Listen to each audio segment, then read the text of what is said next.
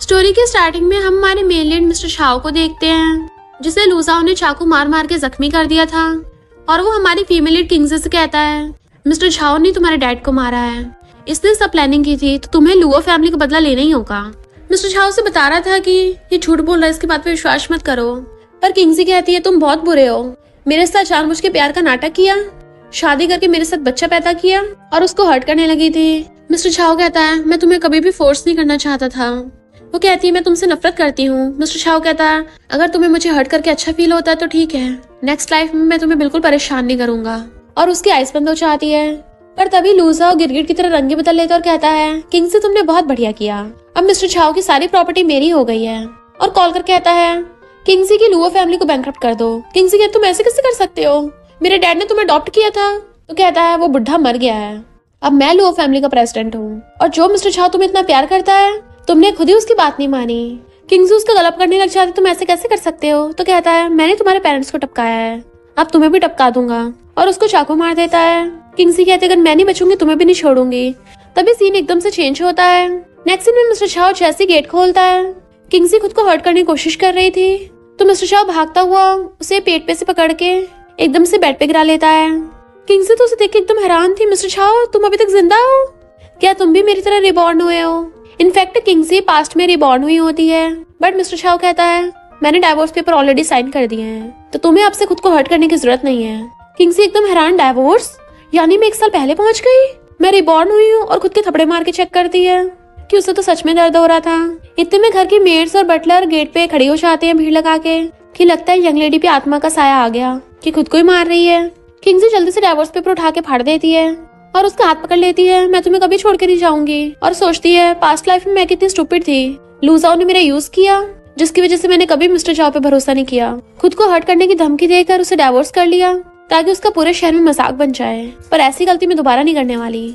और कहती है, मुझे डाइवोर्स नहीं करना। बट मिस्टर शाओ हाथ छुड़ा लेता है कि अब क्या तुम प्रॉपर्टी के लिए सब कर रही हो, तो मैं तुम्हें 70% प्रॉपर्टी देने को तैयार हूँ, क्या इतना भी काफी नहीं है। बटलर कहती है, लगता है इसको 70% प्रॉपर्टी नहीं, पूरी शाओ फैमिली की प्रॉपर्टी चाहिए होगी। बट मिस्टर शाओ उसका मुंह बंद करा देता है। तो किंगजी कहती है, मुझे पैसे नहीं चाहिए, ना ही डाइवोर्स करना है, अब से तुम, मैं और हमारी बेटी, हम तीनों फैमिली साथ में खुश रहेंगे। और अपनी बेटी न्यानन को कहती है, जल्दी आके मम्मी को हक करो। पर न्यानन उसके पास जाने के बजाय मिस्टर शाओ के पास आती है, डैडी क्या सच में अब मम्मी हमारे साथ रहेगी। मिस्टर शाओ कहता, प्लीज हमारी बेटी से झूठ बोलना बंद करो, आखिर वो हमारी बायोलॉजिकल बेटी है। किंगजी कहती है, मैंने सच में अपना माइंड चेंज कर लिया, मैं तुमसे झूठ नहीं बोल रही। मेड्स कहती है, पिछली बार आपने झूठ बोल के अपने अडॉप्टर ब्रदर के बेटे को बोन मैरो डोनेट करवाया था। वो कहती है, मैं ऐसा फिर से न्यानन के साथ नहीं होने दूंगी। बट मिस्टर शाओ न्यानन को गोद में उठा लेता है, मैं दोबारा डाइवोर्स पेपर रेडी करवा लूंगा, तुम साइन कर देना। उसको लेके चलने लगा था तो कहती है, हस्बैंड जाने से पहले क्या तुम मेरी बात मानोगे। वो कहता है, क्या कहा। तो सोचती है, पास्ट लाइफ में मैंने बिल्कुल भी इसको हस्बैंड नहीं बोला था। और कहती है, मिस्टर शाओ मेरी बात पे विश्वास करो, मुझे चांस दे दो प्लीज, मैं तुम्हें और हमारी बेटी न्यानन को खुश रखूंगी। न्यानन पूछती, डैडी क्या मम्मी सच बोल रही हैं। वो कहती, हाँ मम्मी अब से झूठ नहीं बोलेगी बिल्कुल भी। मिस्टर शाओ कहता, जरूरत नहीं, डाइवोर्स पेपर पे साइन कर देना, तुम्हें जो चाहिए होगा मैं दे दूंगा। तो कहते, मुझे डाइवोर्स नहीं चाहिए। न्यानन कहती, डैडी मेरा सिर चकरा रहा है। वो पूछता है, क्या हुआ बेबी। तभी किंगजी एकदम से गोद में उठा लेती है, हमें जल्दी से न्यानन को हॉस्पिटल लेके चलना होगा, उसके बाद डाइवोर्स की बात करना। और न्यानन को गोद में उठा के भागती है। मिस्टर शाओ हैरान था, ये अचानक से इतनी बदली बदली क्यों लग रही है। और फिर उसका सैंडल उठा के लेके जाने लगता है, क्योंकि किंगजी नंगे पैरी न्यानन को हॉस्पिटल ले आई थी। और कहती है, न्यानन थैंक यू मेरी हेल्प करने के लिए, सॉरी मम्मी ने तुम्हारे साथ पहले बहुत बुरा किया था, पर अब मम्मी बदल गई है, तुम्हें बहुत प्यार करेगी। वो टच करने लगी थी बट न्यानन पीछे हो जाती है। इतने वहां पर लूजा हुआ चाहता है, किंगजी मुझे पता था तुम न्यानन को मेरे बेटे को बोन मैरो डोनेट करने के लिए ले आओगी। न्यानन सोचती है, ये तो वही बुरे अंकल हैं, इसका मतलब मम्मी मुझसे अब भी झूठ बोल रही हैं। उसे देख के किंगजी को बहुत गुस्सा आ रहा था, क्योंकि उसे अपनी पास्ट लाइफ का हिसाब किताब जो करना है। जैसे उसको टच करने लगा था तो कहती है, मेरी बेटी को हाथ में मत लगा देना। न्यानन सोचती है, मम्मी मुझे प्रोटेक्ट कर रही है।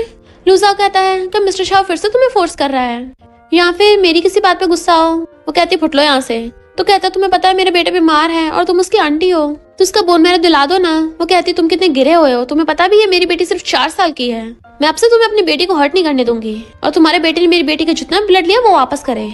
तो उसे रोक के कहता है, क्या तुम मुझसे शादी नहीं करना चाहती, एक बार मेरा बेटा ध्यान ठीक हो जाए और तुम मिस्टर शाओ को डाइवोर्स दे देना, फिर मैं तुमसे एकदम शादी कर लूंगा। बट वो उसको थपड़ा मार देती है, तुम कितने डिस्गस्टिंग हो। पर तभी वहां पर लूजाओ की गर्लफ्रेंड लेना चाहती है। तो किंगजी कहती है, तुम्हारा बच्चा 5 साल का हो गया है, फिर भी मिस्टर लूसाओ ने तुमसे अभी तक शादी क्यों नहीं की? लिन कहते तुम मुझे बोल रही हो? मैंने सुना है मिस्टर झाओ ने तुम्हारे डाइवोर्स पेपर साइन कर दिए हैं। अब तुम मिसेस झाओ नहीं रही और ऊपर से नंगा पैर भी आई हो। पक्का उसने तुम्हें बाहर फेंक दिया होगा। तभी मिस्टर झाओ आकर कहता है किसने गाय से बाहर निकाला है? ये अब भी मेरी वाइफ मिसेस झाओ है। और सैंडल लाकर किंगसी को खुद नीचे बैठ के पहना देता है। न्यानन कहती है डैडी ये बुरी आंटी मम्मी को उल्टा सीधा बोल रही थी तो मम्मी की हेल्प करो। मिस्टर झाओ कहता है तुम्हें की एक बात क्लियर समझ नहीं आती? किंगसी अब भी मेरी वाइफ है तो अभी के अभी उससे माफी मांगो। पर लिन के माफी मांगने से पहले लूसाओ कहता है कि तुम तो हमारी लुओ फैमिली से हो, इसका साथ कैसे दे सकती हो? तो किंगसी कहती है मैं और मेरा हस्बैंड तुम लोगों को सीरियस नहीं लेते, आगे से नमूनो हमें परेशान मत करना। फिर मिस्टर झाओ और न्यानन के साथ जाने लगी थी तो लूसाओ कहता है अगर तुम अभी गई तो मैं गुस्सा हो जाऊंगा, तुमसे दोबारा बात नहीं करूंगा। तभी उसके पास आती है तो सोचता है मुझे पता था तुम मेरे पास वापस जरूर आओगी। मिस्टर झाओ सैड होके चलने लगा था पर किंगसी तो लूसाओ के थपड़ा मार देती है और कहती है अरे सॉरी, तुम मुझे ब्लेम तो नहीं करोगे ना? मुझे जरा सा गुस्सा आ गया था। और लिन मेरे हस्बैंड ने तुम्हें माफी मांगने को बोला ना तो जल्दी मांगो। हस्बैंड देखो ये नमूने माफी नहीं मांग रही। लिन कहती है सॉरी। तो वो मिस्टर झाओ और न्यानन के साथ चली जाती है। लूसाओ कहता है ये इतनी बदली बदली से कैसे लग रही है? उन सबको साथ में आते देख बटलर हैरान थी, आज तो हस्बैंड वाइफ हाथ पकड़ के आ रहे हैं। किंगसी पूछती आंटी के खाना बन गया? मुझे और न्यानन को बहुत भूख लगी है। मिस्टर झाओ कहते तुम लोग खाना खाओ, मैं फोन कॉल उठा कर आता हूँ। तो सोचती है इसने डाइवोर्स का जिक्र नहीं किया, इसका मतलब अभी मेरे पास चांस है। और वो आकर डाइनिंग टेबल पर बैठ जाती है। देन खुद अपने हाथों से न्यानन को खिलाने लगी थी। न्यानन को याद आता है पहले किंगसी उसे बहुत गुस्से से ठूसा करती थी कि तुम बड़े नखरे दिखाती हो, चुपचाप खा लो। जबकि न्यानन को एक्स एलर्जी थी तो वो सोचती है अगर मैंने मना किया मॉम गुस्सा हो जाएंगी। इससे पहले वो उसको खिलाती मिस्टर झाओ भाग कर आकर चॉपस्टिक गिरा देता है कि ये तुम क्या कर रही थी? फिर से न्यानन को हर्ट करने वाली थी। वो कहती नहीं तो मैं तो बस उसको खाना खिला रही थी। वो कहता है न्यानन को एक्स एलर्जी है और तुम उसको वही खिला रही थी? तो कहती है अरे नहीं ये मैं कैसे भूल गई। और कहती है सॉरी न्यानन, ये मम्मी की लापरवाही की वजह से हुआ है, आगे से मैं पक्का याद रखूंगी। बट मिस्टर झाओ से धक्का मार देता है न्यानन से दूर रहो और न्यानन को गोद में उठाकर ले आता है। जबकि किंगसी खुद की टकली पे मार रही थी मैं ये कैसे भूल सकती हूँ।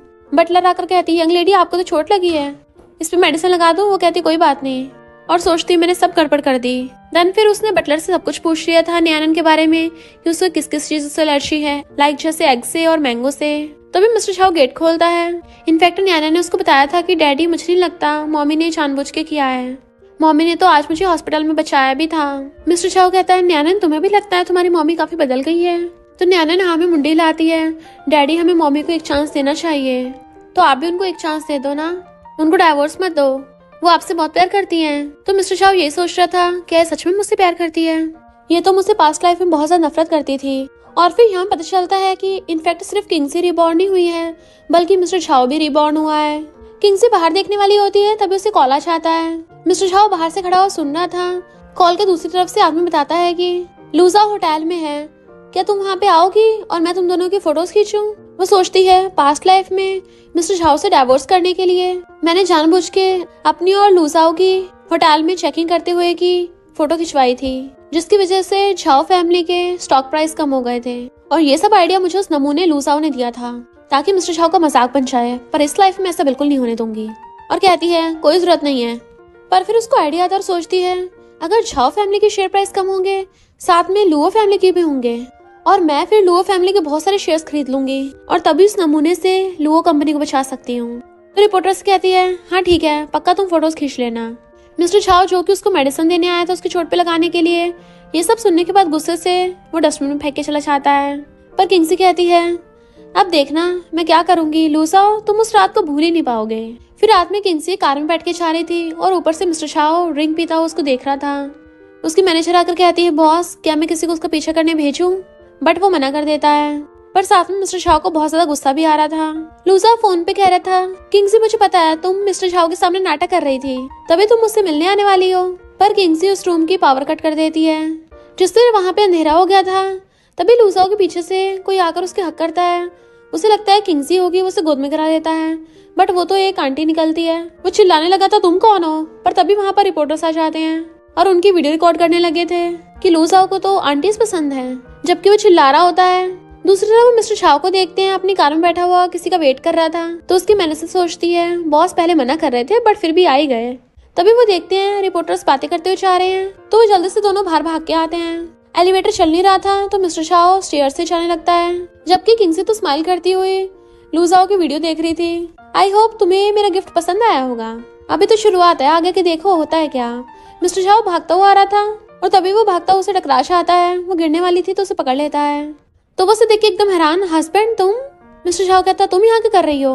वो पूछती है और तुम यहाँ क्या कर रहे हो? फिर कार में बैठी उसे पूछती है क्या तुम मुझे फॉलो कर रहे थे? तुमने तो बोला था तुम्हें मुझसे घंटा फर्क नहीं पड़ता, फिर भी मेरे पीछे करते करते यहाँ पे आ गए। तभी मिस्टर शाओ एकदम से उसके क्लोज होता है और कहता है अभी हमारा डाइवोर्स नहीं हुआ है, तो तुम्हें पता होना चाहिए तुम्हारी आइडेंटिटी क्या है, तो कुछ भी ऐसा मत करो जिससे हमारी शाओ फैमिली की रेपुटेशन खराब हो। वो कहती है मिस्टर शाओ तुम गलत समझ रहे हो, मैं तो उस नमूने लूजाओ को सबक सिखाने के लिए आई थी। मिस्टर शाओ कहता है क्या तुम सच में उसे सबक सिखाने आई थी? मुझे नहीं पता तुम ये सब क्या गेम खेल रही हो, पर जब तक तुम मुझे डाइवोर्स नहीं देती हो तुम तब तक मेरी वाइफ हो।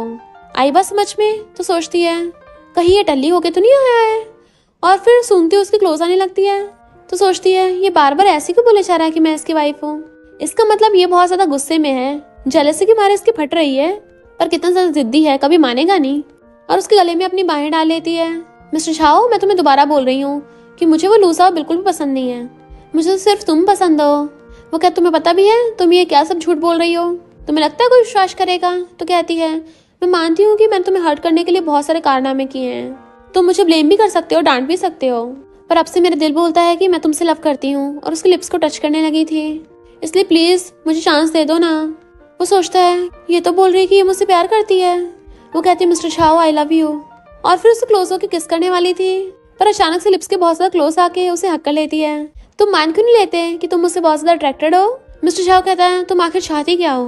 तो कहती है मैं तो बस तुम्हारे साथ रहना चाहती हूँ, अगर तुम मुझ पे ध्यान नहीं दिखा रहे तो कम से कम नियानन के बारे में तो सोचो ना। मिस्टर शाओ कहता अगर तुम ऐसे ही बोल रही हो तो फिर, और उसे कमर से पकड़ के अपने क्लोज कर लेता है, अपनी गोद में बैठा ली था। ठीक है मैं तुम्हें चांस देता हूँ। डैन उसे किस करने लगा था बट तभी उसे रोक देती है, नहीं नहीं मुझे अभी जाना होगा, और वहां से भाग जाती है। मिस्टर शाओ कहता आखिर ये कर क्या रही है? फिर वो घर पे आता हुआ ये सब सोच रहा था कि किंगसी ने उसे किस करने की कोशिश की, और जैसे ही बेड पे से कपड़ा हटाता है वो सो रही थी, तो उसे देख के डर से आता है कि तुम मेरे बेड पे क्या कर रही हो? किंगसी कहती है मैं तुम्हारी वाइफ हूँ, ऑफ कोर्स तुम्हारे साथ ही सोऊंगी ना।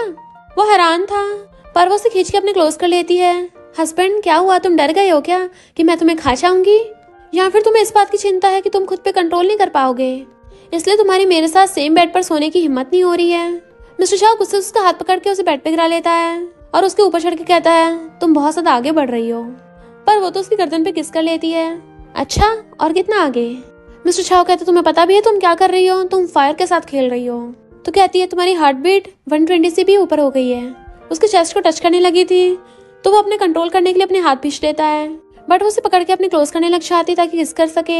आइस तक बंद कर लेती है बट फोन आने लगा था तो फोन को बंद कर देती है। हस्बैंड दोबारा से कंटिन्यू करें, उसे फिर से पकड़ के किस करने वाली थी पर दोबारा से फोन बजता है तो चिल्ला के पड़ती है कौन नमूना परेशान कर रहा है। तो मिस्टर शाह फोन उठाकर लाउड स्पीकर पे कर देता है। लूजा बोल रहा था कि किंगसी तुमने मेरे साथ गेम खेला, तुमने ऐसा क्यों किया? पता है पूरे लुओ फैमिली की इज्जत पे इफेक्ट पड़ा है। मिस्टर शाह कहता है तुम्हें किंगसी को कॉल करने का टाइम है, मुझे लगता है तुम्हें अपने शेयर प्राइस को नीचे गिरने से बचाने का कोई तरीका सोचना चाहिए। लूजा हैरान था तुम्हारे पास किंगसी का फोन, बट वो फोन काट के फेंक देता है। किंगसी उसे पकड़ के आती है, हस्बैंड दोबारा से कंटिन्यू करते हैं। उसे किस करने लगी थी बट वो उसके माथे पे फिंगर करके उसे दूर कर देता है कि अगर तुम्हें यहाँ पे सोना है तो अच्छा होगा खुद पे कंट्रोल रखो। तो किंगसी को उस नमूने लूजाओ पे गुस्सा आ रहा था, वो जल्दी से पलटी मार के बेड पे लेट जाती है।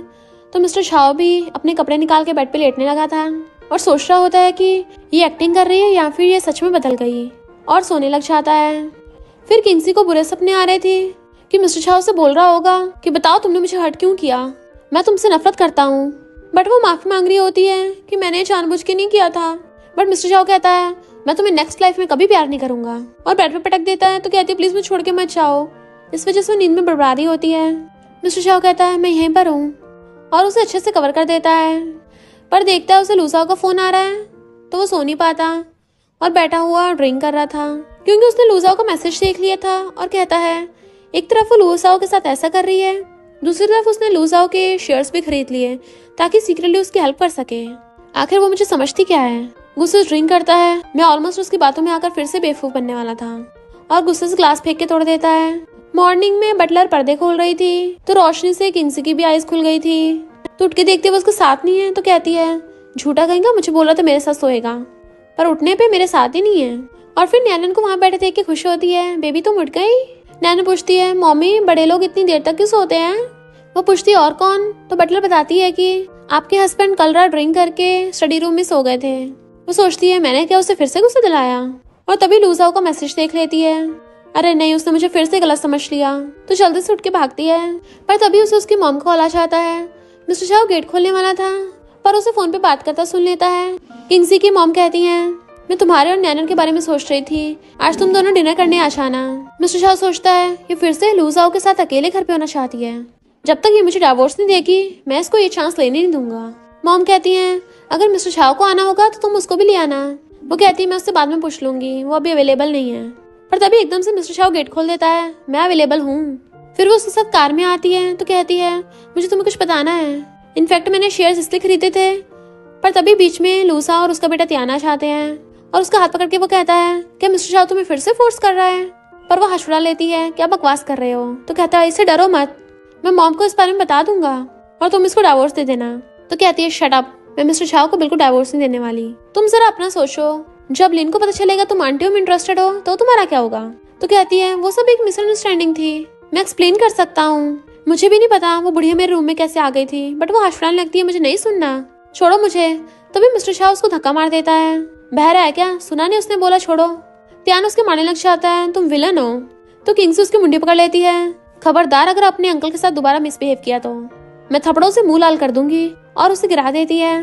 त्यान फैलने लगा था तो लूजा उसे उठाता और कहता है, हम सब फैमिली हैं और तुम एक आउटसाइडर का साथ क्यों दे रही हो? वो कहती है, क्योंकि अब मेरी मिस्टर शाह से शादी हो गई है, तो मैं और मेरा हस्बैंड फैमिली हैं और तुम इसके लायक नहीं हो। हस्बैंड चलो घर चलते हैं। तो वो दोनों न्यानन को लेके चलने लगे थे। त्यान कहता है, डैड क्या आंटी अब मुझे और लव नहीं करती? वो तो उन लोगों से बहुत नफरत करती थी। त्यान गुस्से में था, क्या वो सच में मिस्टर शाह से प्यार करने लग गई? मॉम कहती है, मैंने सुना है कि तुम दोनों का रिलेशनशिप काफी अच्छा हो गया है, अब मैं तसल्ली से ऊपर जा सकती हूँ। वो कहती है, मॉम आप कैसी बातें कर रही हो, आपको डैड को कुछ नहीं होगा, और वैसे भी अभी तो मुझे न्यानन को लिटिल ब्रदर भी देना है, तो मुझे मिस्टर शाह के साथ दोबारा प्रेग्नेंट होना पड़ेगा ना, तो आपको हमारे बेबी का ध्यान रखना होगा। मॉम डैड खुश होते हैं। वो कहती है ना हस्बैंड, तो मुझे प्रेग्नेंट करोगे ना? तो उसको तो फंदे लग जाता है। मॉम पूछती है, क्या तुम सच में प्रेग्नेंट हो? वो कहती है, मॉम अभी नहीं, इतनी जल्दी थोड़ी ना, अभी तो मिस्टर शाह को थोड़ा टाइम लगेगा। हस्बैंड फ्यूचर में बहुत अच्छे से मेहनत करना। इतने में त्याना कर कहता है, इस न्यानन ने मेरे खिलौने ले लिए, इसको सबक सिखाओ। न्यानन कहती है, ये मेरा टॉय है, और सोचती हूँ मम्मी कुछ बोल नहीं रही, लगता है वो पक्का मुझ पे गुस्सा करेंगी। क्या फिर मम्मी मुझे नफरत करेंगी? मैं नहीं चाहती मम्मी मुझे नफरत करे। और बेचारे खुद ही अपना खिलौना त्यान को देने लगी थी। मिस्टर शाह उसे रोकने वाला होता है, पर किंग्सी उसे रोक देती है और खुद जाकर वो टॉय वापस न्यानन को दे देती है। ये तुम्हारा टॉय है, तुम किसी और को क्यों दे रही हो? आगे से फ्यूचर में कभी अपने साथ गलत नहीं होने देना, तुम मेरी बेटी हो, किसी से बुली नहीं हो सकती। त्यान कहता, आंटी अब क्या तुम मुझे पसंद नहीं करती? तुमने तो कहा था मैं बीमार हूँ तो सारे गिफ्ट मुझे मिलने चाहिए, तो मुझे अभी ये टॉय चाहिए। तभी लूजा होकर कहता है, एक खिलौने की तो बात है, तुम्हें पता त्यान बीमार है तो उसे क्यों नहीं दे देती? वो कहती है, इसकी तो आदत ही है मेरी बेटी का खिलौना छीनने की, अगर तुम्हारे बेटे को खिलौने चाहिए तो खुद उसके लिए क्यों नहीं लाते? तभी मॉम आकर कहती, लड़ाई मत करो, और किंग्सी को सूप लेने के लिए भेज देती किचन में। वो सोचती है, इन लोगों की हिम्मत कैसे मेरी बेटी को बुली करने की, अब इनको सबक सिखाती हूँ। और उनके सूप में कुछ मिला लाती है। सब लोग खाना खा रहे थे तो लूजाओ को लाके देती है। वो कहता है, तुम्हें मेरी अब भी फिक्र है ना? जैसे सूप खाता है, कुल्ली करने वाला था, तो कहती, क्या हुआ, तुम पी क्यों नहीं रहे हो? क्या तुम्हारे कहने का मतलब है कि मेरी मॉम टेस्टी खाना नहीं बनाती? वो कहता, नहीं नहीं बहुत अच्छा है, और उसे मजबूरी में पीना पड़ रहा था, पर जल्दी से पी के भागता है। मॉम पूछती, इससे क्या हो गया? किंग्सी मिस्टर शाह से कहती है, मैंने न्यानन का बदला ले लिया। तो वो स्माइल करता है। फिर वो कहती है, डैड मैंने मॉर्निंग न्यूज में देखा था लो ग्रुप के स्टॉक प्राइस नीचे गिर गए हैं। तभी लूजा भागकर कहता है, चिंता मत कीजिए, मैं 1 महीने के अंदर अंदर सब कुछ ठीक कर दूंगा।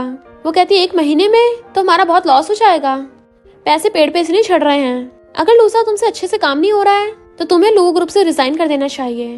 वो कहता है, डैड मैं जल्दी इस प्रॉब्लम को सॉल्व कर लूंगा, और जिसने मुझे फंसाया उसके बारे में इन्वेस्टिगेट भी करूंगा। मिस्टर शाह की तरफ देख रहा था तो किंग्सी कहती है, दूसरों को घूरना बंद करो, पहले अपने कारनामे देखो। मॉम कहती, किंग्सी मेरे साथ चलो, मुझे तुमसे कुछ बात करनी है, और उसे पकड़ के अंदर रूम में ले आती है। तो पूछती है, तुम्हें आज हो क्या गया है? आज बहुत ज्यादा गुस्से में लग रही हो, जैसे बारूद भर के लेके आई हो। पहले तुम्हें लूजाओ की बहुत ज्यादा फिक्र थी। वो कहती है, मॉम मैं बस सच बोल रही हूँ, वो धीरे धीरे करके हमारी लुओ कंपनी को बेकार कर रहा है। तभी डैडा चाहते हैं, मैं तो खुद सोच रहा था कि मैं लुओ ग्रुप को तुम्हें दे दूं, पर तुमने पहले लेने से मना कर दिया था, क्योंकि तुम चाहती थी कि लूजाओ इसको संभाले। अब तुम्हें जाकर उसके बारे में पता चला है। वो कहती डैड आपको पहले से पता था। डैड कहते हैं तुम अभी थोड़ी और प्रैक्टिस करो। मैंने पहले सोच रखा था कि जब तुम थोड़ी मैच्योर हो जाओगी बिजनेस संभालने के लिए तब मैं तुम्हें लो ग्रुप दे दूंगा। वो कहते डैड आप मेरे बारे में कितना सोचते हो। डैड कहते हैं मेरी ज्यादा तबीयत ठीक नहीं रहती, अगर किसी दिन मुझे कुछ हो जाता है तो मेरी बेटी तुम्हें सब कुछ संभालना होगा ना, क्योंकि मैं नहीं चाहता मेरी बेटी को फ्यूचर में कोई भी प्रॉब्लम हो। तो कहती है डैड थैंक यू मेरे लिए इतना कुछ करने के लिए। तो डैड उसकी तकलीफ मारते हैं तुम मेरी इकलौती बेटी हो, तुम्हारे लिए नहीं करूंगा तो किसके लिए करूंगा। मॉम कहती है मैं भी चाहती हूँ तुम केयर फ्री लाइफ जियो।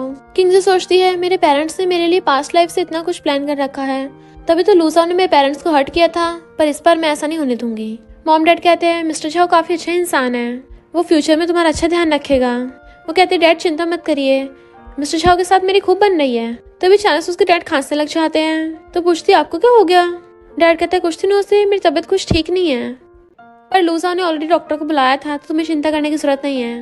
वो सोचती है पास्ट लाइफ में लूसा ने डैड का ध्यान रखने के लिए डॉक्टर को हायर किया था और तभी से मेरे डैड की तबीयत खराब होने लग गई थी, तो इसका मतलब जरूर उसका ही हाथ होगा। और कहते डैड मैं आपको चेकअप के लिए किसी और हॉस्पिटल में लेके चलूंगी। तो मॉम डैड ओके बोल देते हैं। वो कहते ठीक है मंडे को आपको पिकअप करने आऊंगी। और फिर मिस्टर झाओ और नियानन के साथ जाने लगी थी। तभी लूजा उसके पीछे भागकर आता है और बताता है कि मिस्टर झाओ स्टॉक्स खरीद रहा है, वो जरूर तुम्हारा फायदा उठाने की कोशिश कर रहा है, बिल्कुल वैसे ही जैसे उसने रॉकशेल कंपनी के शेयर्स खरीद के तुमसे जबरदस्ती शादी की थी, वैसे इसने अब लो ग्रुप के शेयर्स खरीद ले हैं।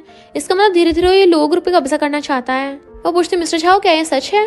वो कुछ बोलने वाला था तो पहले कहती है मेरा हस्बैंड मेरा यूज कर रहा है, तो फिर तुम्हें इससे क्या। लुओ फैमिली की प्रॉपर्टी तो मिस्टर झाओ की प्रॉपर्टी के सामने कुछ भी नहीं है, और अगर इसको चाहिए भी होगी तो मैं तो खुद ही इसको देने के लिए तैयार हो जाऊंगी। आखिरी मेरा हस्बैंड जो है वो कहता है तुम इसके बहकावे में आ रही हो, ये तुम्हें धोखा दे रहा है। तो कहती कौन किसको धोखा दे रहा है ये अच्छे से पता है। और जाने लगी थी बट वो उसका रास्ता घेर लेता है। अभी ना कभी तो तुम्हें बाद में पछतावा होगा ही। बट वो उसके मार्केट चली जाती है मिस्टर झाओ की कार में बैठ के। इधर मिस्टर झाओ बेटा सोच रहा था कि मैं किंजी के साथ क्या करूं, मैं उसे छोड़ भी नहीं सकता। तभी किंजी आकर कहती है हस्बैंड तुम अभी तक सोए नहीं, मेरा वेट कर रहे थे। नहीं ऐसा तो नहीं है तुम्हें मेरे साथ सोने की आदत हो गई हो। बट वो उसे उठाकर टेबल पर उठा लेता है कि मैं तुमसे लास्ट बार पूछ रहा हूँ, क्या तुमने सच में मुझे डिवोर्स ना देने का डिसाइड कर लिया है। और सोचता है फिर मैं तुम्हें कभी नहीं जाने दूंगा। वो कहती है मैंने ऑलरेडी सोच लिया है, मैं तुम्हें कभी डिवोर्स नहीं दूंगी। और डिवोर्स पेपर्स फाड़ देती है कि मिस्टर झाओ अगर मुझे बाद में पछतावा भी होगा ना, तुम कैसे भी करके मुझे अपने पास रोक लेना, मुझे बांध के रख लेना चाहे। मिस्टर झाओ कहता ठीक है मैं इस बात को सीरियस लेता हूँ। वो कहती है ठीक है हस्बैंड मैं तुम्हें चांस देती हूँ, और उसे पकड़ के किस करने लगी थी। मिस्टर झाओ तो एकदम हैरान था और उसे उठा के लाके बेड पर पटक देता है। बट वो उसे पकड़ लेती है तो कहता है अब जल्दी से सो जाओ, मॉर्निंग में तुम्हें अपने डैड को हॉस्पिटल पे तो लेके जाना है। वो कहती कहीं तुम बहाने तो नहीं बना रहे। मिस्टर झाओ कहता अगर तुम अभी नहीं सोई तो फिर देख लेना मैं तुम्हें पूरी रात नहीं सोने दूंगा। वो ब्लश करने लगी थी तो कहता अब जल्दी सो जाओ, कल बहुत काम है। और उसे ब्लैंकेट ढक के लेटाने लगा था कि आगे हमें बहुत मौके मिलेंगे, तो बड़ा खुश होती है। इसका मतलब मैंने आता तो अपने हस्बैंड को पटा ही लिया है। देन उसे हक करके सोने लग जाती है। मिस्टर झाओ भी उसे देखता हुआ स्माइल कर रहा था और कहता है गुड नाइट। मॉर्निंग में वो मॉम और न्यानन के साथ डैड को हॉस्पिटल लेके आती है। तो डॉक्टर पूछता है आप अपनी मेडिसिन तो ले रहे हो ना। तो मॉम जल्दी से डैड की मेडिसिन निकाल के देती है। तो पूछती क्या हुआ डॉक्टर, क्या मेडिसिन ठीक नहीं है। डॉक्टर कहता है ये मेडिसिन तो उल्टा ठीक करने के बजाय और ज्यादा इनको खराब ही कर रही है। अच्छा हो आप सही टाइम पर आ गए हो, वरना इनको बचाना और ज्यादा मुश्किल हो जाता। अब मैं ठीक वाली मेडिसिन रिकमेंड कर रहा हूँ, और ये वाली मेडिसिन बिल्कुल मत खाना। तो वो न्यू वाली मेडिसिन लेके डैड को लेके जाने लगी थी और कहती है डैड आगे से लूजा आपको कुछ भी खाने को दे तो सबसे पहले मुझे दिखाना। डैड कहते हैं क्या पता लूजा को भी ना पता हो इस बारे में। तो सोचती है मैं अभी एकदम से मॉम डैड को उस लूजा को सच्चाई नहीं बता सकती, वरना इनको शॉक लग जाएगा। धीरे धीरे इनको एक्सेप्ट करना होगा, पहले डैड की कंडीशन ठीक हो जाए। इतने में लिन तियान को लेके आ जाते पैरों में गिर जाती है, प्लीज मेरे बेटे को बचा लो। तियान कहता है ग्रैंड पेरेंट्स मैं मरना नहीं चाहता। लिन कहती है भले ही लूजा आपका बायोलॉजिकल बेटा नहीं है, पर उसने इतने सालों से लुओ फैमिली के लिए कितना कुछ किया है, तो आप लोग उसके बेटे को कैसे मरने दे सकते हो। तो मॉम जल्दी से तियान को उठाकर खड़ा करती है कि तुम ऐसा क्यों बोल रही हो, डॉक्टर ने बोला तो है अगर इसके मैच का बोन मैरो मिल जाएगा तो ये बच सकता है। लिन कहती है तियान का बोन मैरो न्यानन के साथ मैच हो गया है, तो क्या ये तियान को बचा नहीं सकती। किंगसी अपनी बेटी न्यानन को पीछे कर लेती है। तो लिन कहती है मैं मानती हूँ तुम मुझसे गुस्सा हो, पर मैं तुम्हें आगे परेशान नहीं करूंगी, बस मेरे बेटे को बचा लो। किंगसी कहती है इस लाइफ में मैं किसी को भी अपनी बेटी को हाथ नहीं लगाने दूंगी। न्यानन सोचती है अगर मॉमी इसको बचाने को कहेंगी तो मैं बिल्कुल भी मना नहीं करूंगी, क्योंकि मैं मॉम को सैड नहीं देख सकती। पर तभी किंगसी कहती है मेरी बेटी बिल्कुल भी इस तियान को मोर मैरो नहीं देगी। अगर किसी ने मेरी बेटी को हाथ भी लगाया तो मैं उसके हाथ तोड़ दूंगी। नैना सोचती है मम्मी मुझे अपना बेबी बोल रही हैं और कहती है मम्मी। वो कहती है फाइनली तुमने मुझे मम्मी बोला। नैना बार बार मम्मी बोल रही थी तो कहती तुम रो क्यों रही हो। डोंट वरी, मम्मी अब हमेशा नैना को फ्यूचर में प्रोटेक्ट करेंगी। तो लिन शोर मचाने लग जाती है कि देखो सब लोग, ये फैमिली वाले मेरे बेटे को मारना चाहते हैं। तो लोग बोलने लग जाते हैं अच्छा ये लोग बायोलॉजिकल नहीं है इसलिए ऐसे बिहेव कर रहे हैं। डैड कहते तुम्हें शर्म नहीं है, नैना सिर्फ 4 साल की है, वो बोन मैरो कैसे दे सकती है। तो वही लोग कहते हैं अच्छा इस बच्ची का बोन मैरो लेना चाहते, कितनी बुरी है। लिन कहती है ये तुम्हारी रियल ग्रैंड डॉटर है और लूजा तुम्हारा अडॉप्टेड बेटा है इसलिए भेदभाव कर रहे हो। तो किंग्सी उसको थपड़ा मार के भड़का देती है मेरे मॉम डैड को ब्लैकमेल करना बंद करो, बच्चों और बड़ों में फर्क होता है। लिन कहती है मैं तो बस अपने बच्चे को बचाना चाहती हूँ। और नैना को पकड़ने लगी थी तो किंग्सी उसे पकड़ के धक्का मार के भड़का देती है। फिर क्या किंग्सी और लिन में फाइट स्टार्ट हो जाती है। वो दोनों एक दूसरे के बाल खींचने लगी थी। तभी वहां पर मिस्टर झाओ की एंट्री होती है और सोचता है ये नैना को प्रोटेक्ट कर रही है और भागकर जाकर लिन को धक्का मार के भड़का देता है। तो कहती चिंता मत करो हस्बैंड, मैं नैना को अच्छे से बचाऊंगी। वो कहता है मुझे तुम पे भरोसा है। लिन कहती है मिस्टर झाओ तुम्हें क्या लगता है ये किंग्सी से लड़की कभी बदल सकती है। भूलो मत वेडिंग नाइट पे ये तुम्हें छोड़कर लूजाओ के पास चली गई थी और क्या पता ये कब दोबारा से बदल जाए। जैसे लूजाओ थोड़ा सा चांस देगा ये तुम्हें छोड़ देगी। तो किंग्सी उसको थप्पड़ मार के भड़का देती है और मैनेजर को ऑर्डर देती है इसे अभी कभी यहाँ से बाहर फेंको। तो मैनेजर के इशारे पे बॉडीगार्ड्स लिन और उसके बेटे को बाहर फेंक आते हैं। मिस्टर शाह सोच रहा था कि किंग्सी मेरी साइड ले रही है। इधर लूजा आकर लिन को कहता है मैंने तुम्हें कहा था पता करो किंग्सी कर रही है, पर तुमने जाके प्रॉब्लम क्रिएट कर दी। वो कहती है मुझे तो बस त्यान की फिक्र थी। तो कहता है उसकी फिक्र करने की जरूरत नहीं है, किंग्सी को सबसे ज्यादा लुओ ग्रुप की चिंता है। तो जब तक लुओ कंपनी मेरे हाथ में नहीं आ जाती हमें अच्छा बनने का नाटक जारी रखना होगा। पहले फैंग के बारे में पता करने चलते हैं। वो कहती है मैंने सुना है फैंग को डायनेस्टी का पॉकलेन पसंद है, तो चैरिटी ऑक्शन में हम उस प्रीशियस पॉकलेन को खरीद लेंगे ताकि फैंग से मिलने का मौका मिल जाए। तो कहता है ठीक है तुम जाके ले लेना। वो कहती है उसे खरीदने के लिए 50 मिलियन चाहिए होंगे। तो कहता है ठीक है मैं इंतजाम करता हूँ। उसके चाहते ही लूसा कॉल करने लगा था। किंग्सी न्यानन को ड्राइंग सिखा रही होती है। जैसे लूसा को कॉल आता है वो काट देती है, बट वो उसको मैसेज करता है तो वो कॉल उठा लेती है कि बकवास बंद करो वरना फोन काट दूंगी। लूसा कहता है नेक्स्ट वीक चैरिटी इवेंट होने वाला है तो मैं फैंग से मिलने के लिए चाह रहा हूँ, पर अभी मुझे पैसों की कमी है, क्या तुम मुझे 50 मिलियन दिला सकती हो। वो सोचती है पास्ट लाइफ में मैंने इसकी हेल्प की थी बट इसने मिस्टर शाह की इन्वेस्टमेंट खराब कर दी थी, ये मुझे दोबारा फंसाना चाहता है पर मैं ऐसा होने नहीं दूंगी। और कहती है चैरिटी डिनर में जाना ठीक है। मिस्टर शाह उसके फोन पे बातें सुन लेता है तो कहती है तुम आ गए, न्यानन ने अभी पूरी पेंटिंग नहीं बनाई है। मिस्टर शाह कहता पेंटिंग बनाने की जरूरत भी नहीं है, मैं न्यानन को अपने साथ लेके जा रहा हूँ। वो कहती है क्यों आज रात तुम मेरे साथ नहीं सोओगे। बट मिस्टर शाह न्यानन को गोद में उठा के ले गया था। वो उसके पीछे भागती है पर वो तो न्यानन को अपने रूम में ले आया था। तो कहती है डैडी मुझे मम्मी के साथ सोना है, मम्मी मुझे स्टोरी सुनाएंगी। वो कहता है स्टोरी तुम्हें मैं भी सुना सकता हूँ। और स्टोरी बुक में से स्टोरी सुनाने लग जाता है कि एक बार एक जिराफ था, पर तभी किंग्सी आकर बुक छीन लेती है। ये कैसी स्टोरी सुना रहे हो, इससे तो कहीं न्यानन को बुरा सपना ना आ जाए। और फिर उसको दूसरी स्टोरी सुनाने लग जाती है, एक बार एक लिटिल फॉक्स थी। न्यानन कहती है हाँ मम्मी ये वाली अच्छी है। किंग्सी उसको स्टोरी सुना रही थी और सुनाते सुनाते दोनों माँ बेटी सो जाती हैं। मिस्टर शाह उन दोनों को देख रहा था तो न्यानन को अच्छे से कवर कर देता है और किंग्सी के बाल भी पीछे कर देता है। तो सोचता है तुमने मुझे प्रॉमिस किया है तो अगर तुमने अपना माइंड चेंज किया तो मैं तुम्हें अपने पास रखने के लिए कुछ भी कर सकता हूँ, चाहे तुम्हें कैदी क्यों ना करना पड़े। फिर मॉर्निंग में किंग्सी नीचे आती है तो पूछती है मिस्टर शाह कहाँ है। तो वो कहती है वो घर पे नहीं है। मैडम क्या आप कहीं जा रही हो। तो कहती है हाँ मैं चैरिटी डिनर पे जा रही हूँ, अगर मिस्टर शाह आए तो उसको बता देना। और सोचती बड़ी अच्छी बात है, सुबह सुबह कहाँ चला गया। पर जैसे वो चाहती है मिस्टर शाह तो उसके पीछे से आता है। बटलर मिस्टर शाह को बताती है कि आपकी वाइफ चैरिटी ऑक्शन में गई है। तो वो सोचता है वो इस बात को छुपा नहीं रही और फिर अपने मैनेजर से कहता है चलो चैरिटी ऑक्शन में। वो कहती है पर बॉस आप तो पहले मना कर रहे थे जाने से। मिस्टर शाह कहता बॉस मैं हूँ या तुम हो, और जाने लगा था। तो मैनेजर सोचती है बॉस का तो कुछ समझ ही नहीं आता। नेक्स्ट दिन में किंग्सी चैरिटी ऑक्शन में आती है। लिन कहती है तुम तो लूजाओ से बोलने से मना कर रही थी और अब उसके पीछे पीछे तुम्हें लाती हुई आ गई। किंग्सी उसे इग्नोर करती है और कहती है और तुम कचरे का ढेर हर जगह मिल जाती हो, और वैसे भी मैं यहाँ पर मिसेस शाह बन के आई हूँ तो मेरे रास्ते से हटो। बाकी गर्ल्स कहती हैं ये तो किंग्सी है ना, सुना है इसका मिस्टर शाह से डिवोर्स हो गया है तो इसको उसने बाहर फेंक दिया होगा। किंग्सी कहते तुम लोग क्या है माउंटेन्स पे रहते हो जो तुम्हें पता नहीं है कि ये न्यूज तो कब से ब्लॉक हो गई है। मेरी और मेरे हस्बैंड में काफी अच्छी बनती है, तो तुम लोग होते कौन हमारे बारे में रूमर्स फैलाने वाले। लिन कहती है एक बार जब तुम्हारी लोगो कंपनी बैंकरप्ट होगी ना तब तुम्हें पता चलेगा। तभी लूजा होकर उसको थप्पड़ मार देता है, ये क्या बकवास कर रही हो। तो कहती है मेरा वो मतलब नहीं था। किंग्सी कहती है ये कहना क्या चाहती थी, तुम तो इस चैरिटी डिनर में लुओ फैमिली को बचाने के लिए आए थे ना। तो वो कहता है लिन की बकवास मत सुनो, ये पागला कुछ भी बोल दिया है, मैं लुओ फैमिली को कुछ नहीं होने दूंगा। वो कहते हैं अच्छा है, मैं भी 50 मिलियन लेके आई हूँ, पर मैं ये तुम्हें अभी नहीं दे सकती, पहले फैंग से मिलना होगा। लिन के तुम्हारे कहने का मतलब क्या, ऑक्शन में तुम बिना पैसे लिए आई हो। तो लूजा उसको चुप करा देता है कि किंग्सी जैसे तुम कहोगे वैसे ही होगा। तो किंग्सी ऑक्शन में चली जाती है। लिन लूजा का हाथ पकड़ने लगी थी। वो कहता है तुम अभी मेरा सारा भेद खोल देती, अगर दोबारा ऐसा किया तो मैं तुम्हें छोड़ूंगा नहीं। फिर नेक्स्ट सीन में ऑक्शन स्टार्ट होता है। उस पॉकलेन पीस का स्टार्टिंग प्राइस 10 मिलियन था। लिन कहती है ये फैंग को बहुत ज्यादा पसंद है तो हमें इसको लेना ही होगा। पर तभी एक आदमी 20 मिलियन की बोली लगा देता है। लोग धीरे धीरे करके बोली बढ़ा रहे थे। लूजा कहता है 100 मिलियन, पर तभी किंग्सी कहती है 200 मिलियन। लोग हैरान थे, ये तो लूजा की सिस्टर है ना, तो उससे इसको कंपटीशन कर रही है। वो पूछता है ये क्या कर रही हो। तो सोचती है इस लूजा को जो भी चाहिए होगा वो मैं इसे लेने नहीं दूंगी। और कहती है मुझे ये काफी पसंद आ गया है इसलिए मुझे लेना है। वो कहता मैं तुम्हें बताया था मुझे इस पॉकलेन को लेना होगा, तभी हमारी लुओ फैमिली बैंकरप्ट होने से बच सकती है। वो कहती है लुओ फैमिली में तो खुद ही पैसों की कमी है और तुम फालतू में पैसे खर्च करोगे, मैं ऐसा नहीं होने दूंगी। मैं तो मिस्टर झाओ के पैसों से ये खरीद रही हूँ और तुम्हें दे दूंगी, अच्छा नहीं है। वो सोचता है ये तो बहुत बढ़िया है, इसका मतलब इसके दिल में मैं अब भी हूँ और खुश होने लगा था।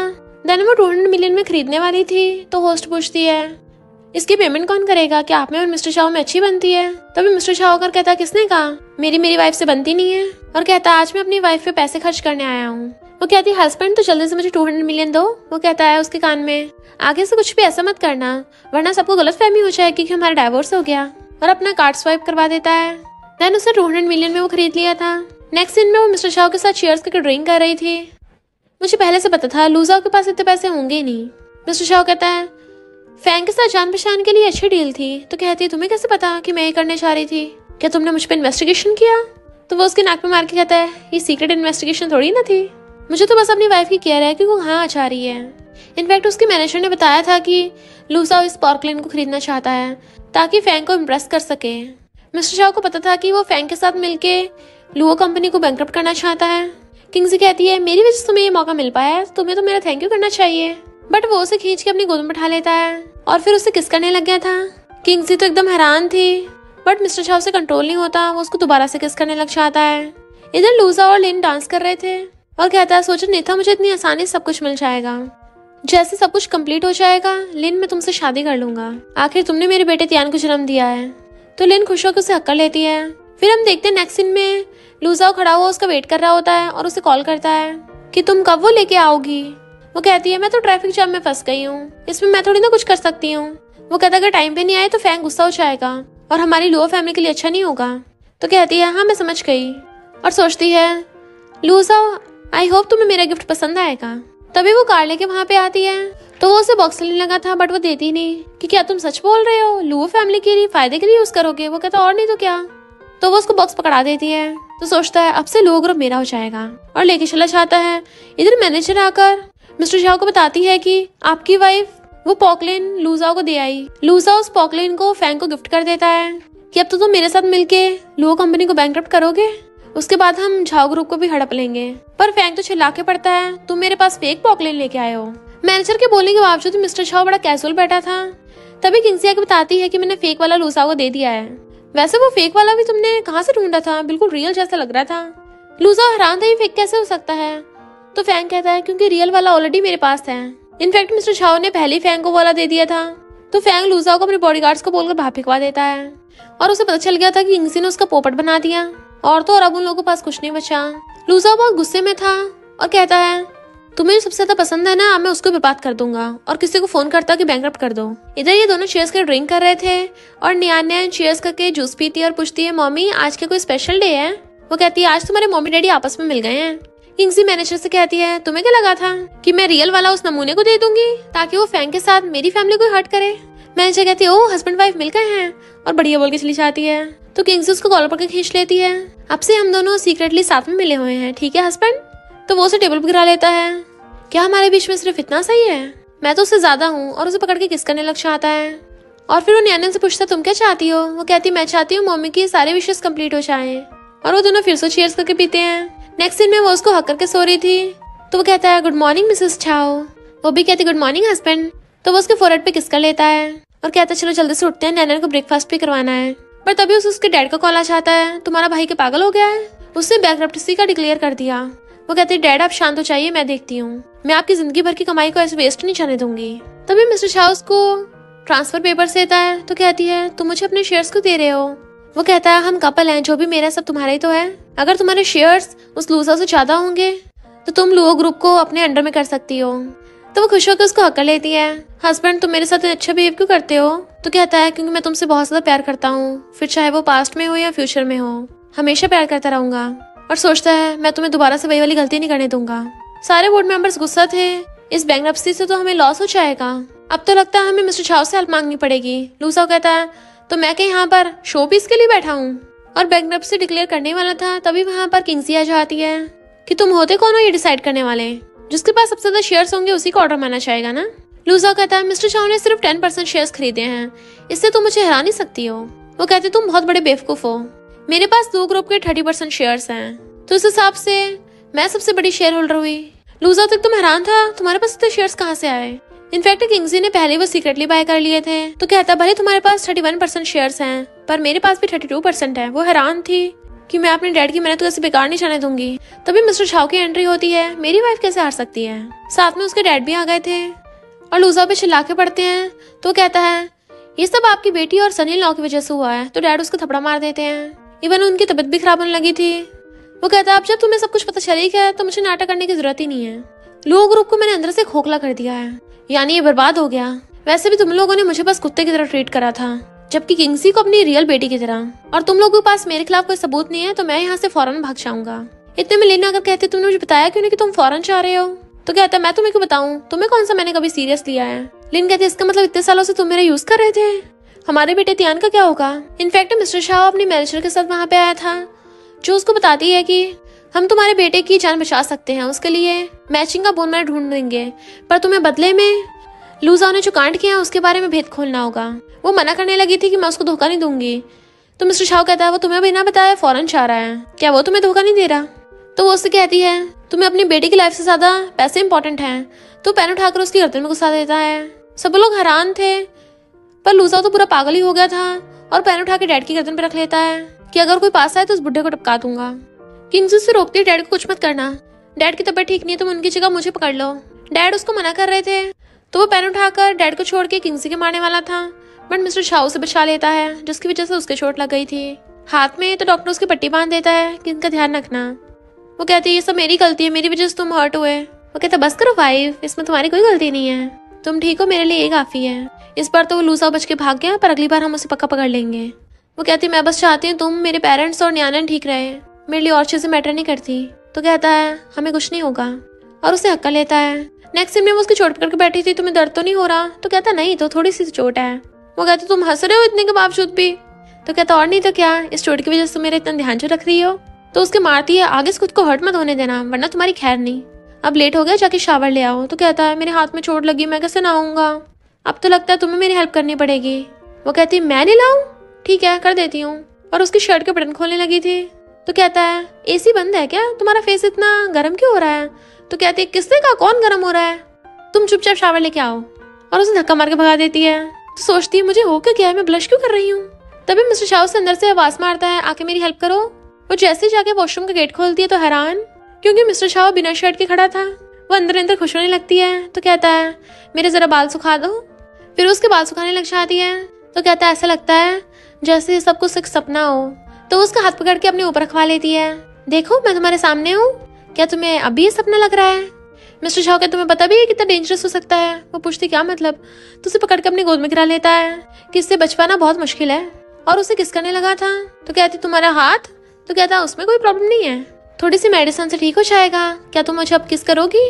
वो कुछ बोलने लगी थी तो उसे पकड़ के किस करने लग जाता है कि अब कोई सवाल जवाब नहीं, सिर्फ एक्शन होगा। मॉर्निंग में उठ के आती है तो बटलर बताती है कि बॉस ने बोला आपके लिए कुछ टॉनिक बना दूं, लगता है आपने कल रात बहुत मेहनत की है। वो कहती मेरे हस्बैंड के भी तो चोट लगी, उसके लिए भी कोई अच्छा सा बना देना। क्यों ना तुम्हें मुझे सिखाओ, मैं उसके लिए खुद बनाना चाहती हूँ। इतने में नैनन भाग कर आती, मम्मी क्या आप मेरे लिए राइस बनाओगी।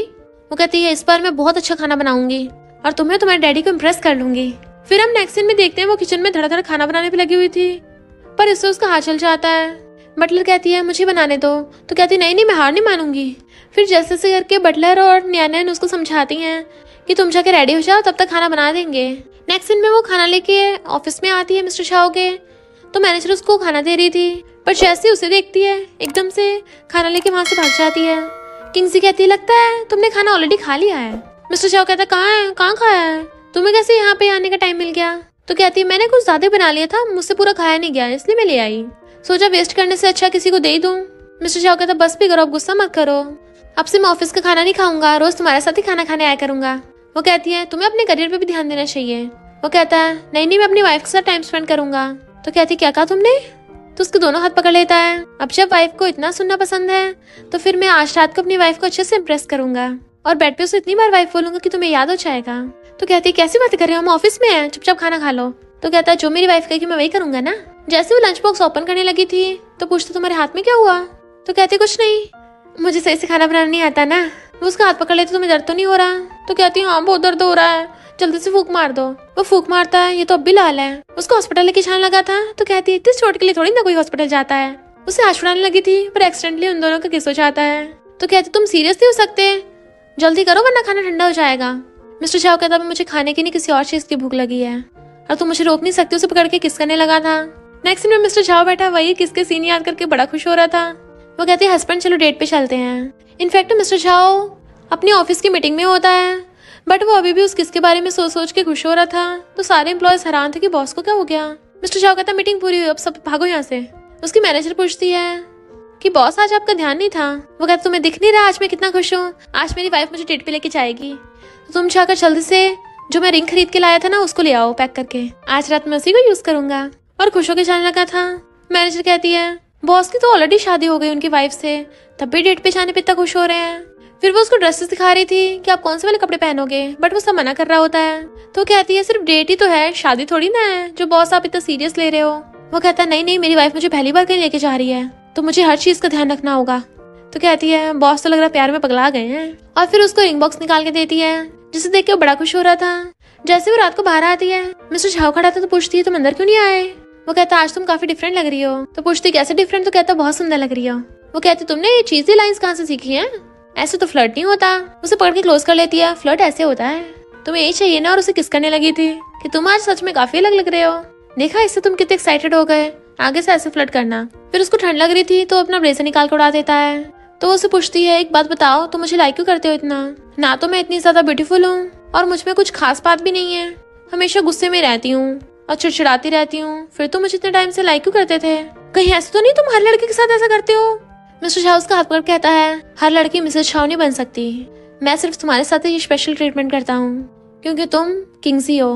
देन हम पास्ट में देखते हैं जब मिस्टर शाओ की ग्रैंडपा की डेथ हुई थी बचपन में, तो बहुत ज्यादा रो रहा था। तो एक बच्ची ने आके बोला था तुम सैड मत हो, तुम्हारे ग्रैंडपा हमेशा तुम्हारे साथ रहेंगे, अगर तुम उन्हें मिस करो तो स्टार्स में उनसे बातें कर लेना। और उसको एक हैंकी पकड़ा दिया था। किंगसी उस रिंग को देख के बड़ा ही खुश हो रही थी जो मिस्टर शाओ ने उसे पहनाई थी। और हमें पता चलता है कि मिस्टर शाओ तब से उसे पसंद करता आ रहा है। वो कहती है मैंने अभी भी लूसाओ को देखा। वो कहते चिंता मत करो, अगर वो कंट्री वापस आ भी गया ना तो मुझसे बच नहीं पाएगा। तो कहते मुझे बहुत अजीब सा फील हो रहा है, ऐसा लग रहा है कुछ बहुत बड़ा गलत होने वाला है। तो मिस्टर शाओ कॉल करता है जल्दी से लूसाओ को पता लगाओ।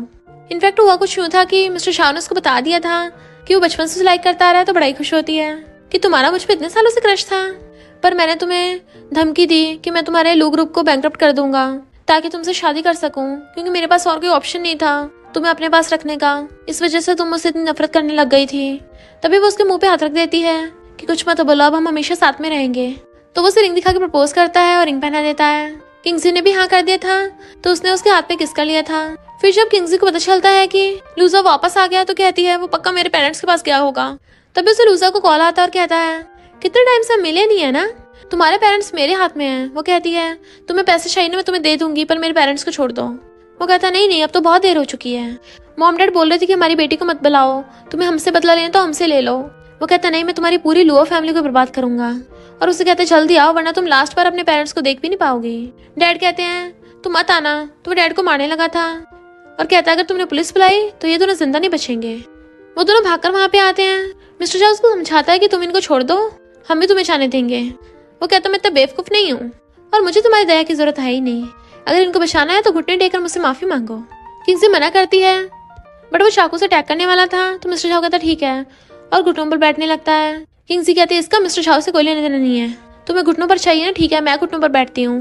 वो कहता तुम तो मिस्टर झाओ से कुछ ज्यादा ही प्यार करने लगी हो। तो कहती हाँ, क्योंकि तुम जैसे लोगों को तो प्यार का मतलब पता ही नहीं होता। मेरे पेरेंट्स ने तुम्हें पिछले 20 सालों से पाला है पर तुमने उनको ये सिला दिया। पर लूजा तो पूरा सनक गया था और चाकू से उन पर अटैक करने वाला होता है। तभी मिस्टर झाओ उसका हाथ पकड़ लेता है और किंग्सी भागकर जाकर पेरेंट्स की रस्सी खोलने लगी थी। मिस्टर झाओ और लूसाओ में फाइट होने लग जाती है क्योंकि लूसाओ के हाथ में चाकू था जिसकी वजह से मिस्टर झाओ के हाथ में कट भी लग गया था। जैसे वो उसके चेस्ट में चाकू घुसाता है, किंग्सी डरने लगी तो मिस्टर झाओ की चिंता होती है बट मिस्टर झाओ से फाइट करके उसे ऊपर से नीचे बुड़का देता है। मिस्टर झाओ की आइस बंद होने लगी थी तो उसे पकड़ लेती है कि तुम्हें कुछ नहीं होगा, एम्बुलेंस आती होगी। बट वो कहता रो मत और उसकी आइस बंद हो जाती है। नेक्स्ट सीन में वो हॉस्पिटल में था और किंग्सी उसका ध्यान रख रही थी। इतने में नैना चाहती है मम्मी रो मत, डैडी पक्का उठाएंगे। और उसके पेरेंट्स भी आ गए थे कि तुम कितने दिनों से मिस्टर झाओ का ध्यान रख रही हो और तुमने इतने दिनों से कुछ भी नहीं खाया, तुम्हें रेस्ट करना चाहिए। वो कहती नहीं, जब तक मिस्टर झाओ नहीं उठेगा मुझे चैन नहीं मिलेगा। मॉम डैड आप नैना को ले जाइए, उसका ध्यान रखना, मैं अपने हस्बैंड के पास रुक के उसका ध्यान रखूंगी। और रोने लग जाती है कि मैं सच में एंडिंग चेंज नहीं कर पाई। तभी मिस्टर झाओ की फिंगर हिलने लगती हैं तो कहती है हस्बैंड तुम उठ गए। तो किंग्सी से बताती है कि मैं तुमसे बहुत प्यार करती हूँ और मैं ये बात एक बार नहीं हजारों बार बोल सकती हूँ। तो वो उसको टच करने लगा था, मैं भी तुमसे बहुत प्यार करता हूँ। फिर हम नेक्स्ट सीन में देखते हैं मिस्टर झाओ बिल्कुल ठीक हो गया था और वो कंपनी छा रही होती है। तो कहता है क्या तुम सच में जाओगी। तो कहती है अब मुझे भी तो पैसे कमाने हैं, अगर मैं कंपनी जाऊंगी तो फैमिली के लिए पैसे कौन कमाएगा। नैनन कहती है पर डैडी ने बोला है कि उनके पास बहुत पैसे हैं कि अगर हम यूज करने बैठ गए तब भी नेक्स्ट लाइफ तक खत्म नहीं होंगे। वो कहती है मैं खुद से और भी कमाना चाहती हूँ और जाने से पहले मिस्टर झाओ की गाल पे किस करती है तो नैनन अपनी आइस कवर कर लेती है। नैनन कहती है डैडी मम्मी तो भूल ही गई, उनका बर्थडे आज। वो कहता कोई बात नहीं, हम उनके लिए सरप्राइज रखेंगे। फिर जैसे वो घर पे आती है सब लोग उसको सरप्राइज देने के लिए खड़े थे और उसको फ्लावर बुके देके बर्थडे विश करते हैं, हैप्पी बर्थडे बोल रहे थे। वो सबका थैंक यू करती है, इवन नैनन भी उसको फ्लावर बुके देती है। तो पूछती तुम्हारा डैडी कहाँ है। तो नैनन उसको बहुत बड़े से बॉक्स के पास ले जाती है कि मम्मी डैडी ने और मैंने मिलके आपको गिफ्ट दिया है। वो जैसे उस बॉक्स को ओपन करती है उसमें से मिस्टर झाओ केक लेके निकलता है और बैलून्स निकल रहे थे। वो कहता है हैप्पी बर्थडे वाइफ। वो कहती है थैंक यू हस्बैंड। तो कहता है मैं हमेशा तुम्हारे साथ रहूंगा हर बर्थडे पे। और कहता है तुम्हारा सबसे बड़ा बर्थडे गिफ्ट तो मैं ही हूँ ना, अब से तुम्हारी पूरी लाइफ मेरी है। वो हंसने लगी थी। देन उसको फोरहेड पे किस करता है, सब लोग क्लैपिंग करने लग जाते हैं और वो लोग साथ में हमेशा खुश रहने लगे थे। अगर आपको मेरी वीडियोस अच्छी लगती हैं तो लाइक और शेयर करना और हाँ कमेंट कर जरूर बताना और ऐसी ही नई नई लेटेस्ट वीडियोस देखने के लिए हमारे चैनल को सब्सक्राइब भी कर देना।